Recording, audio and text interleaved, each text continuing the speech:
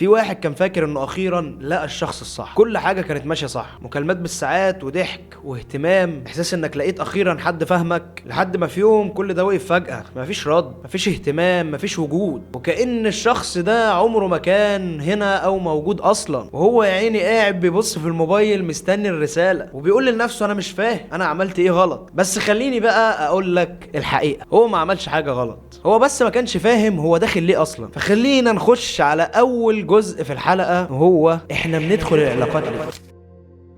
خلينا نهدى كده يا صديقي ونفكر، انت ليه اصلا بتدخل اي علاقه؟ عشان تحب ولا عشان تهرب؟ اغلب الناس بتدخل العلاقات دي مش عشان تحب، بتدخل عشان ما تحسش انها لوحدها، بتدخل علشان حد يسمع لها، بتدخل عشان حد يهتم. يعني باختصار اللي بيخشوا العلاقات دي بيخشوا عشان ياخدوا مش عشان يدوا، ودي اول مشكله هتواجهكم في العلاقات، انك اصلا داخل عشان تاخد مش عشان خاطر تدي. ومن هنا من الجزئيه بتاعت اول مشكله القصه بتكمل في التعلق. صاحبنا هيبدأ يتعلق، بقى يومه كله مربوط بالشخص ده، يصحى يستناه وينام على صوته، يزعل لو اتأخر، يفرح بأي كلمة تطلع منه. بس مع الوقت بقى هيبقى وصل لمرحلة انه مش عارف يعيش من غيره، وهنا بتحصل الكارثة كلها بتتمحور في النقطة دي، ان هو بيبقى فاكر ان ده حب، بس في الحقيقة ده بيبقى ادمان مش حب. فخليني ابسط لك الموضوع اكتر. المخ بتاعنا لما حد بيهتم بيك بيفرز مادة اسمها دوبامين، نفس المادة اللي بتطلع اول ما انت بتكسب او لما انت بتحقق اي حاجه. فايه بقى اللي بيحصل؟ مخك بيبدا يربط الشخص دوت بالحاجه الحلوه دي، بالاحساس الحلو ده، فبتبقى محتاجه مش عايزه، ودي بقى بدايه التعلق. هو ده اصلا معنى التعلق. فنيجي بقى للجزء الرابع وهو التحول. فجاه الشخص التاني يبدا يبعد، مش لازم عشان وحش، ممكن يكون حس بالضغط، او عشان العلاقه بقت تقيله، او مثلا عشان اكتشف انها مش مناسبه. بس بالنسبه لك الموضوع بيكون مختلف، لان انت بتبدا تحس انك بتخسر مصدر احساسك.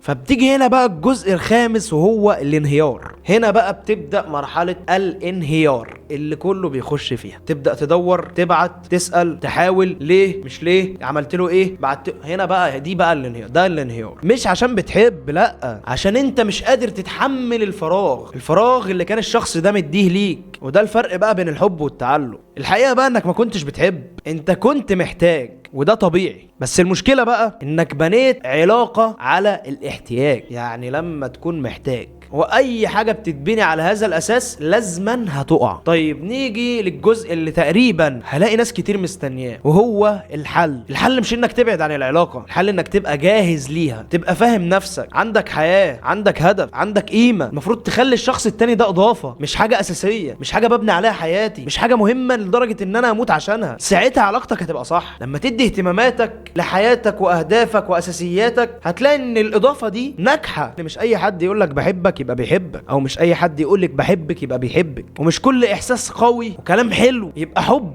لا مش شرط، ساعات بيكون اقوى احساس وقت التعلق. اسال نفسك دايما قبل ما تخش اي علاقه، انا داخل احب ولا داخل اتمسك؟ لان الاجابه دي هي اللي هتحدد انت داخل تبني ولا تتكسر. خلينا بقى نخش على نقطه مهمه تانية، وهي نقطه القيمه. قيمتك مش في حد، قيمتك مش في علاقه، قيمتك مش في اهتمام، قيمتك فيك انت، في حياتك وفي شغلك، في هدفك. لان اول ما هتربط قيمتك في حد انت هتخاف تخسره. وهنا بقى هنبدأ التنازل، هتبدأ تتنازل بقى. نخش بقى على الجزء بتاع التنازل. انت بتبدأ تتنازل مش عشان ضعيف، عشان خايف ترجع لوحدك، خايف تبدأ من جديد، خايف ما تلاقيش حد، فبتقبل حاجات عمرك ما كنت بتقبلها اصلا. وده بيموت اي علاقة من قبل ما تبدأ، ونهايتك لا محالة هتتساب او هتتسابي. الكلام عام يا جماعه والله. الجزء بقى اللي بعد كده، ايه شكل العلاقه الصح؟ مش مثاليه، مش مريحه، فيها مساحه، فيها احترام، فيها وضوح، مش شد وجذب، مش ضغط، مش خوف. لان المفروض زي ما قلنا في الاول العلاقه المفروض تضيف مش تستهلك. طيب نيجي لجزء